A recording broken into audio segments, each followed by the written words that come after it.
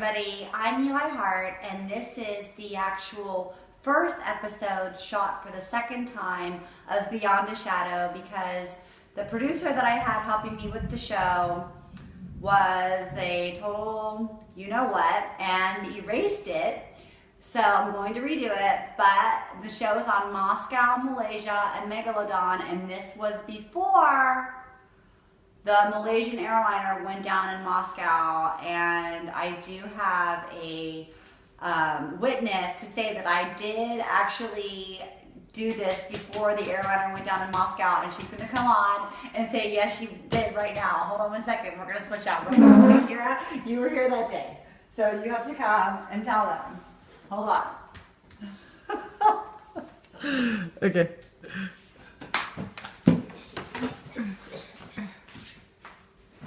Yes, this is true. She did predict that Malaysia playing Woodland in Mexico, and it did happen like a couple weeks ago. So, yeah, she's very telling the truth, and the crystal ball doesn't lie.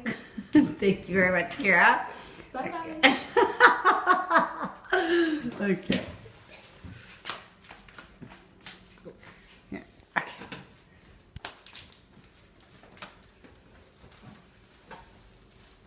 I didn't say that the airliner would go down there. I just said that there was something weird going on with Moscow. Anyways, you'll see what I said. Anyways, but look, oh, and on my second episode, which is on air because now I've taken control of my own show. Just remember, all you YouTubers out there, be your own director, producer, and everything, and know how to do everything. That way, nobody can erase your stuff. On the second episode that did go up, I predicted that Jerusalem was going to go totally haywire and do something completely crazy and like just outlandish. And then the UN bombing that they did happened maybe like 3 days later. How many did they kill? 3,500 people at the United Nations. Like, that's unprecedented. So stay tuned. My next show is going to be on triangles. We're actually on the letter T because I always do a certain letter that I like to do. Next show next week will be on the letter T for triangles, the Trinity, and triples, or things that happen in threes. So look for more airliners going down, I would say. Anyways, now back to episode 1 reshoot on YouTube. Good evening, everybody. This is Eli Hart, and this is Beyond a Shadow. Today, I'm going to be discussing paranormal topics that begin with the letter M. Moscow, Malaysia, and Megalodons. And how they may or may not connect. You decide. Let's begin with that little Cold War that's been really heating up in Moscow. The situation has been gaining steam over the past couple of months, so I felt like looking deeper at the leader who is behind this invisible green army to see what has everybody so excited. Apparently, this king of Russia, called Putin, is so revered he is actually being worshipped by a sect of nuns led by a woman by the name of Mother Fontina. The nuns consider him to be a reincarnation of the angel Abaddon, who is a reincarnation of God, or Saint Paul, and Vladimir the Great. The convent is located in a remote area in Russia called Boysha Yelnya. Forgive my diction on that one. Whenever people arrive at the convent, they are required to change out of their shoes and into green sandals in honor of the green movement they believe their president is advancing. They believe that his Nouveau Russian campaign is actually going to be part of a new world order that's coming to the world. If my crystal ball is right, by the year about 2015, here we go, we're getting another one. By the year about 2015, there's going to be tanks in the street of America, okay? Anyways, Mother Fontina claims she realized that Putin was heralding in the second coming of Christ when a picture of President Putin miraculously appeared in her home in 2007. Before Putin was president, the nuns would pray to him and pray to God that he would become president, and apparently their prayers were answered because, wow, look what's going on now. Oh, wow. Who are the apostles of Christ that this group of nuns believes that Putin is, and who is this Abaddon spirit that the motorcycle gang of the Hell's Angels believe Putin to be? Let's take a look at that. Let's begin with Vladimir the Great. This is interesting. There are interesting parallels between what's going on in Kiev with Putin and what happened with Vladimir the Great concerning the area of Kiev. Vladimir the Great waged war in order to take possession of Kiev hundreds of years ago and was successful in his bid for rulership of the land and made Grand Prince of Kiev in the year 980. I believe that this is once again an omen that Putin will not stop until he has gained the entire Ukraine. I believe the president believes it is his destiny to unite Russia as it has never been before and to make it a prosperous country as it has never seen before. I really do feel like he feels like it's his destiny. So I don't know what to say about that one. I don't think he's going to stop. The president is also called Abaddon by the Russians Hell's Angels, a sect of the Night Wolves, they're called, these Hell's Angels sect. Abaddon is also known as the destroying angel of God. He's considered to be kind of a reincarnation of God, but the destroying area of him. He is believed to be the king of the locusts, in charge of the abyss, and also a reincarnation of Jesus, albeit a destroying version of Jesus. Kind of like Jesus with a really serious rage problem, as what you would call Abaddon. And apparently this Abaddon is so strong that he does take the keys back from the Antichrist after and that's how we go into the New World Order, I guess is what everyone's been talking about. The Antichrist is what we have seen in Revelations 21 through 3. Revelations 9:11 talks about it, the New World Order. I think it's interesting to note that Abaddon is mentioned in 9:11 of Revelations, considering what happened on 9/11. I don't think that our economy nor has our world ever recovered from it, and I believe that that was God really telling us that we better get it together or he was going to kind of bring it down, and that's what's been going on for what now, 13 years. Nothing's ever been the same since. I don't know if you remember how it used to be, but it never went back, folks. Anyways, Putin's third past life spirit is believed to be St. Paul the Apostle.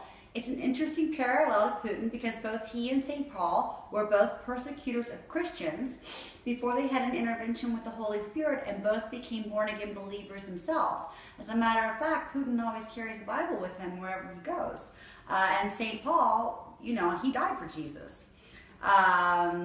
St. Paul actually was on his road to Damascus when he was struck blind by an angel of the Lord for 3 days. And some do speculate that the angel of the Lord that struck St. Paul with blindness while the Holy Spirit dealt with him was the angel Abaddon. It's going to be an interesting change in Russia, going from a country that was based on atheism and communism to a Bible-owning king who believes in serious religion. And that the people were actually worshiping their leader as a god. I mean, to see this type of change from the last Cold War to this Cold War is rather astounding. Last time they were standing on communism, and this time they're standing on religion. It's concerning. The second M in this evening series is that for the prehistoric 2-ton shark called the Megalodon. That's right. This creature seems to be rearing its 988-foot jaws off the coast of Perth, Australia. This is not the first crazy sea creature to be seen on or around the Perth area. Apparently, white sharks have been going missing in this region for quite some time, so some curious scientists tracked the killer shark and found that it had been eaten by a huge sea creature, and they obtained this hypothesis due to the rapid change in temperature that the shark had as it was eaten, and it went down on a rapid descent to 1,900 feet below sea level, which is much farther down than the average killer whale would ever take its prey during an attack. But you know who would go down that far? A bigger killer shark, such as a megalodon.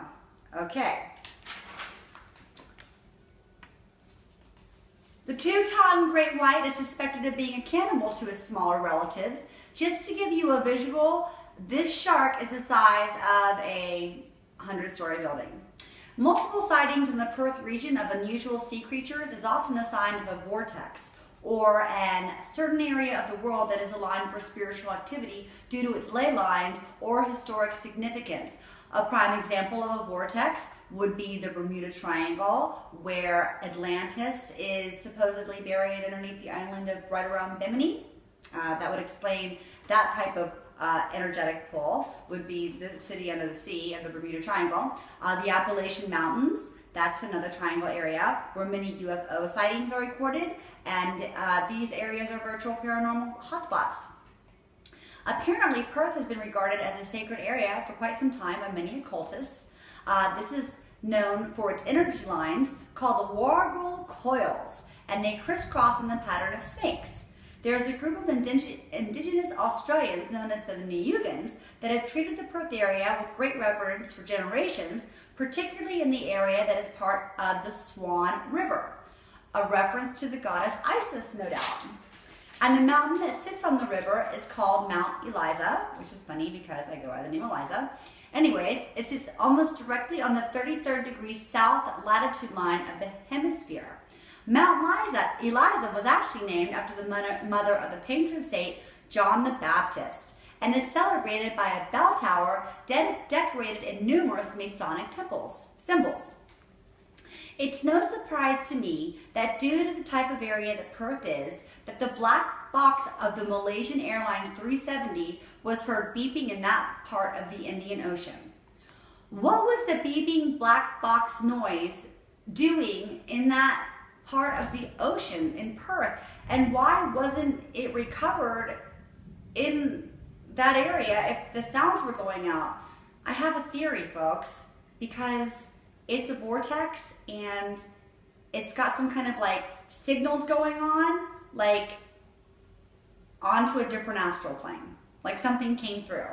That's how vortexes work. When we talk about triangles next week, I'll break it more down for you. Anyways, and why did that Malaysia flight just disappear? Did the higher beings not want us to have the knowledge that were allocated by those 4 scientists that were on board? So they decided to beam them up or put them in a different astral plane or make them disappear. Was it the beginning of the rapture? I mean, what happened to the 239 passengers? There hasn't been a trace. Billy Graham's daughter, Anna, believes that it was the beginning of the rapture. And even the newscasters on CNN asked if God had just grabbed a plane out of the sky. I mean, you never hear a newscaster say that unless they're on, crazy YouTube clip, One interesting insight is that the Malaysia flight disappeared over Bangkok, which I believe was also an omen concerning the military coup in Bangkok, which I believe is God's punishment for the lax approach in child prostitution. And due to this, interestingly enough, due to this military coup that has happened in Bangkok, apparently Australia and Bangkok, Thailand used to be aligned militarily, but since this one, Australia has banned Thailand from entry into their land and is lowering their level of involvement with the Thai military. This just showing you the circle and world events that makes you realize there is a master plan beyond a shadow. Now remember, I had actually filmed this on June 22nd. You can see a piece, it says Iron King Productions. That was actually the day it was done. I had done this piece before Malaysia 17 went down in Russia. So, and then there's been a lot of other different flights. The Jerusalem thing, that happened. And on this one, stay tuned for next week because this is just a retake. All right, folks, have a great night. Talk to you soon. I'm Eli.